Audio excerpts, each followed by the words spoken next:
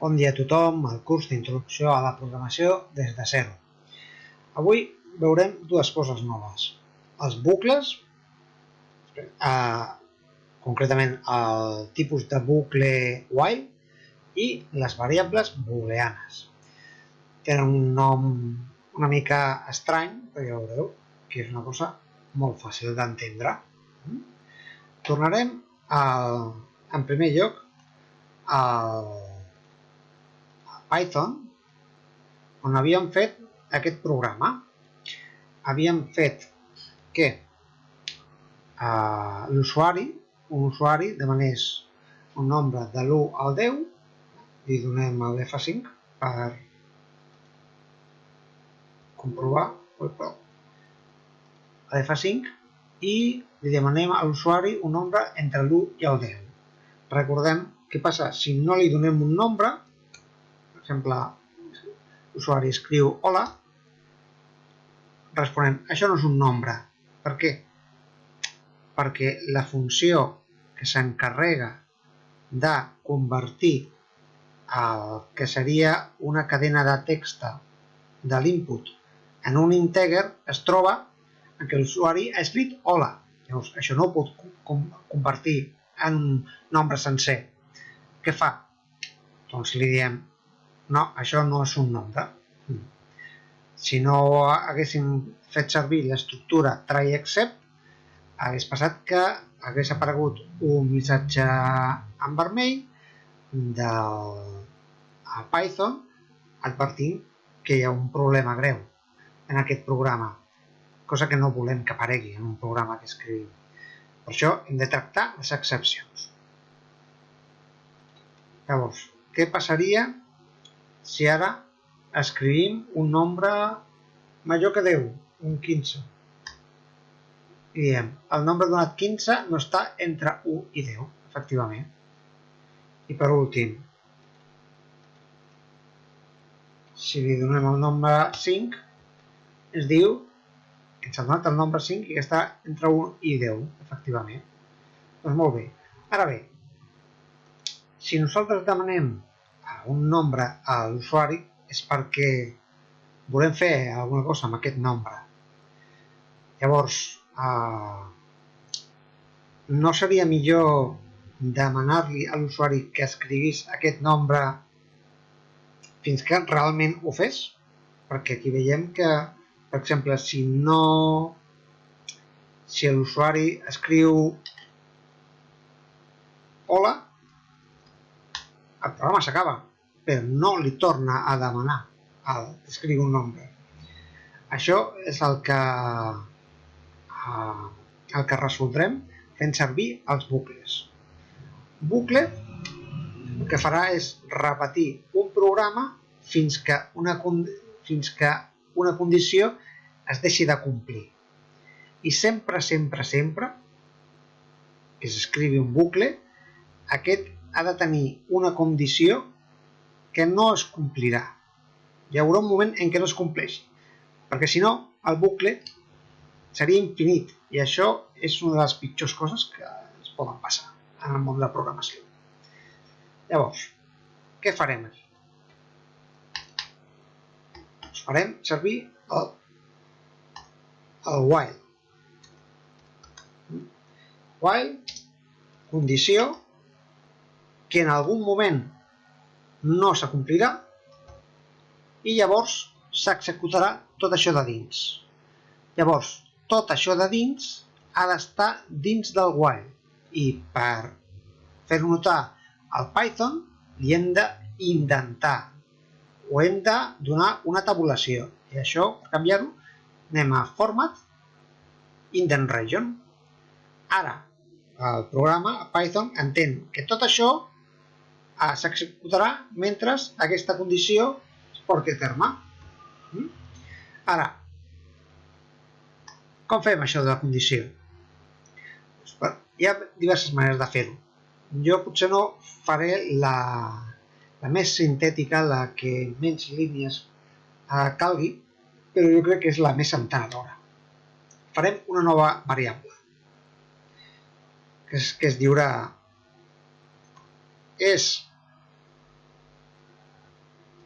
number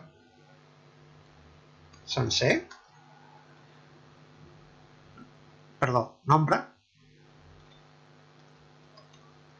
sencer refereix a nombre. És habitual que a les variables d'aquest tipus, les variables booleanes, s'escrivin com si fossin una pregunta. Direm, en principi, fals. Fixeu-vos que s'escriu així. Si ho escriviu d'una altra manera i no us apareix en groc, és que ho esteu escrivint malament.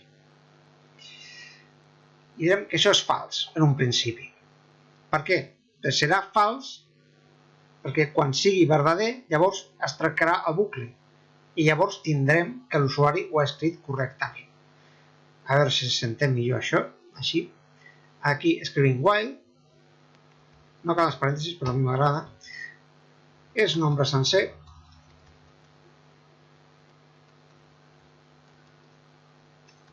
equivalent, no igual, equivalent. Estan fent una comparació. Aquí estem definint la variable booleana i li adjudiquem el valor que és fals.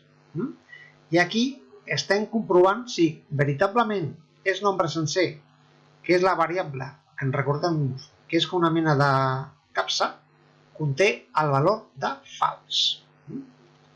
Llavors, el programa intentarà, el try, que l'usuari escriu un nombre entre 1 i 10. Si no ho escriu el hola, anirà a parar aquí. Llavors, com la variable continuarà sent falsa, s'executarà un altre cop i tornarà a demanar: és un nombre entre 1 i 10? Si no és entre 1 i 10, és 90, dirà: aquesta condició no es complirà. Llavors, dirà: el nombre no està entre 1 i 10. Ha canviat aquesta variable? No, doncs es tornarà a executar un altre cop al bucle. Si finalment, per exemple, escriu 5, llavors sí que es complirà aquesta variable. I dirà: el nombre donat realment és 5. Però, si no ha variat el valor de la variable és nombre sencer, llavors es tornarà a executar fins a l'infinit. Llavors, què hem de fer perquè això no passi? Quan ja tenim el resultat que ens interessa, que l'usuari escrigui entre 1 i 10, canviem el valor de la variable booleana. Booleana s'escriu així, booleà. És algun interessat. És nombre sencer.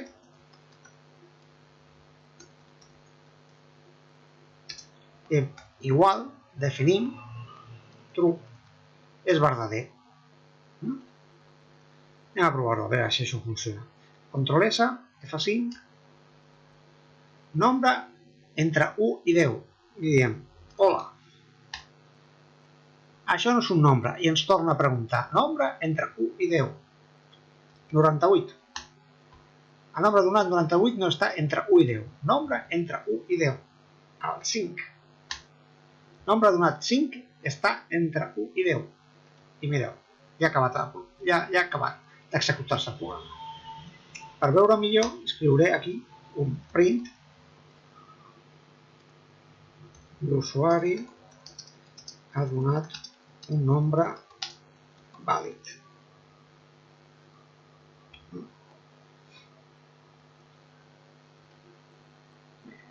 Torno a executar, F5, o 5, i apareix la frase que acabo d'escriure.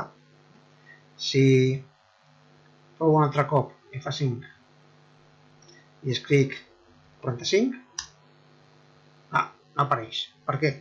Què ha passat aquí? Li he demanat que m'escrigui un nombre entre 1 i 10. No? Llavors, li he donat el nombre 45. No es compleix aquesta condició, llavors va parar al else.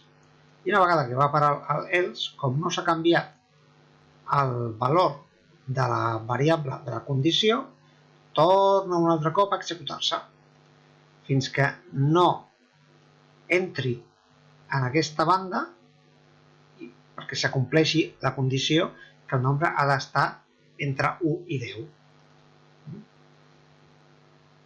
Molt bé, doncs espero que s'hagi entès. I... sí. Potser algú pensa, bé, després de tanta validació, try except ja no calen, no? Anem a veure què passa si traiem el try except. Control S, F5, nombre entre 1 i 10, en 4, correcte.